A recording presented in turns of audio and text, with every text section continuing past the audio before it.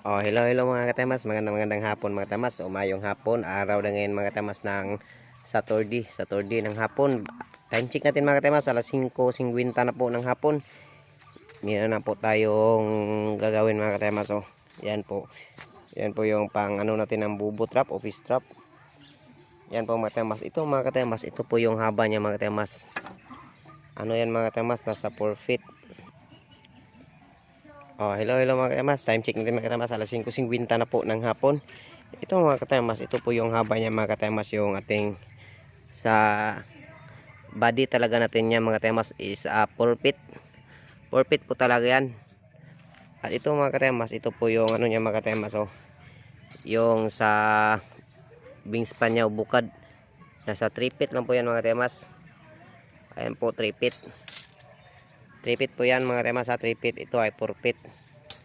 Ito po yung ating umahawak talaga mga katemas. Hawakan po talaga sa buong bubo. Ito po yung pundasyon niya.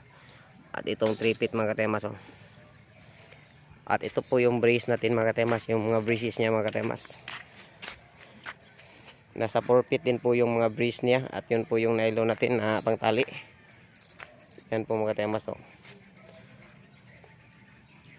At ito po yun mga katemas. Ito po yung ating ano niya, gumagawa ng haligi o kanyang anong tawag doon, pantayo mga katemas o haligi kung tawagin sa amin. Yan po mga katemas. Oh.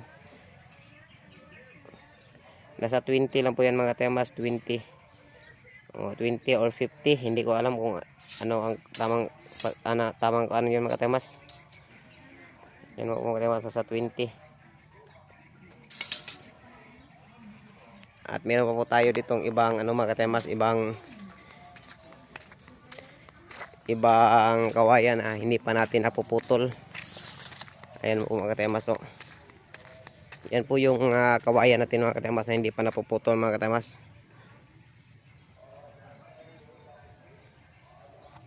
Yan po mga katemas yung kawayan natin. Bawat bandol nitong kawayan mga katemas,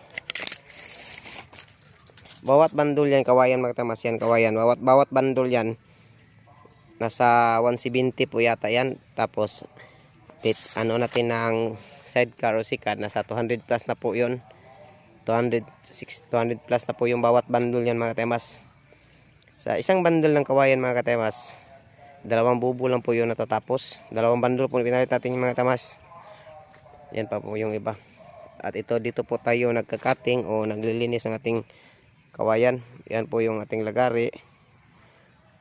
Nasaan ba yung sundang dito? Nasaan ba yung itak dito? Ayan, dito lang mga katemas yung itak na wala na. Baka kinuha ni Mrs. At yan mga katemas, kinuha natin dyan yung mga lubi mga katemas. Yan po yung pain natin mga katemas. Yan po yung ating pain. Yan. Yung mga lubi na yan o coconut. At doon pa po yung iba mga katemas. So, doon po natin kinuha yung mga lubi natin mga katemas. At doon na po mga katemas, titingnan po natin yung ating lubi doon na ipapain natin bukas. Kasi bukas mga katemas, mag-ano tayo, magpapandaw o magliliba po tayo ng ating bubo. Dito po yung pain natin mga katemas. So, ito pala yung kapaligiran natin mga katemas. So, yan po yung tubo. Yan po yung ginawa ko nung nakarang araw na abuhan. Ito pala yung pain mga katemas. Inano ko dito mga katemas yung pain natin na lubi para matanggal natin yung balat niya. Yan po. At hindi pa po natin yan natatanggalan mga katemas. Yan po kumanga po. At ito na po yung tinanggal natin na pangpain natin mga katemas na lubi. Ayan po mga katemas. Oh. Ito po yung lubi or coconut. Ito po pampain po natin yan mga katemas. Yan po yung isa. Oh. Bukas kasi magpapandaw, magliliba po tayo bukas mga katemas. Baka gusto mong saging mga katemas, daghan kitag saging diri nga bunga mga katemas. So, nasa 15 bulig siguro to, 15 na bunga. Sakang madami-dami po itong saging natin ito mga katemas. O sa katuloy, wala pa ka-subscribe sa ating YouTube channel mga katemas, mag-subscribe ka na po at i-hit ang notification bell para kayo po ay updated po sa lahat ng ating mga video po mga katemas.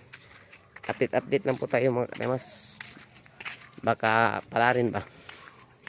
Thank you.